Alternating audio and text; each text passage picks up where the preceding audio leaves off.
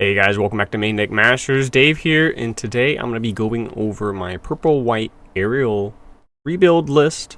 It's a deck list that I've been working on that I haven't really been able to do anything with, so I'm going to go over it with you today. And going straight into it, we are starting with our early game here. We have Gray's Custom down here as the 2-1, 2-2. It just comes down early. It's a purple card. It's just good body for the early game. It's the purple version of the GM. Not really much to say out of it. Comes out of the starter deck for the Barbados.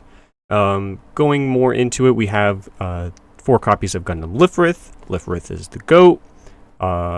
It's just here to slow down the opponent while we're trying to make it to our end game plan. Maybe apply some pressure. If I can get a early game blocker board, maybe I can get some few swings with. And then we go into our Barbados first form. We play 4 of these. It says when it's damaged, it draws a card. I think this card's great. It just needs to have a good core around it. So I stuck 4 of these in here, and I figured the core at the end game would be enough to justify it. And then we have 3 copies of Rebuid. I believe the proper name for the card is Gundam Rebuid. It's a blocker. It's a 3/5 for level 5 4 cost. When it comes in, you ping one of your dudes, ping one of your opponent's dudes. I think that's pretty good. Helps put stuff into range. It doesn't have any level requirement or HP thresholds for the opponent's target, so I think it's a good addition to the deck. I might cut one other card to put a 4th in. I'm not sure yet. Continuing on, I have a good blocker package here with the Ale Strike, 4 of them. Ale Strike is one of the best blockers in the game next to Lifrith, and its ability to bounce anything with 4 HP or less when paired with a level 4 or higher pilot is super strong. I don't know why I wouldn't put it in there at all. And we have 2 copies of Gundam Aerial Rebuild LR from GDO1. I just like this card a lot. I wish it would work a lot better in most lists. I feel like this is probably going to be one of the first cards I cut from the list, unfortunately. I'm going to take this to my locals and test with it, and I'm going to let you guys know how it works. But this card just helps get my one-of commands or my off commands, maybe find some more filter.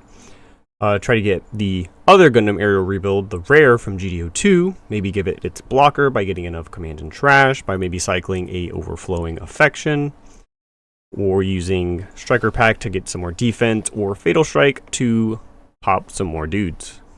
And that's it for the units here. I think it's a pretty solid core for the units. I feel like I could do just some small adjustments here and there.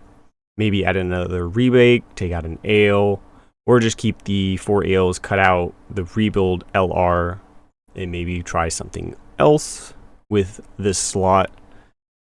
Moving into my commands, I have the 4 overflowing affections, obviously. I need to be able to filter. I want to fill up my drop zone with some commands if I can. And then I have 2 copies of Unforeseen Incident, pardon me. This card just helps you take favorable trades. Say they try to kill your Barbados early, you can use an Unforeseen, keep your Barbados, get rid of their dude, and then you still have the Barbados to swing later. Or if you just have the Barbados and then they rest it with like an Amuro, and then they swing into it with something that has like 4 attack, like a Razel. You can just Unforeseen the Razel, and now your Barbados has 1 HP. 1 damage on it, so it'll draw when next time you swing it, which I think is pretty solid. More commands we have the Fatal Strike. We have 2 of, because getting rid of Lifrith is very strong. Any Lifrith, Rick Diaz, any blockers in the early game that would stop our Barbados and kill it.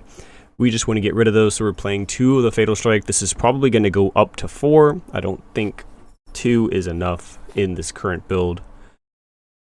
But yeah, I think Fatal Strike is good. I might up it. Let me know down in the comments what you guys think. I think this card is a no less than 2, obviously, but I feel like it should be always a 4 now, judging by like the most recent lists and stuff.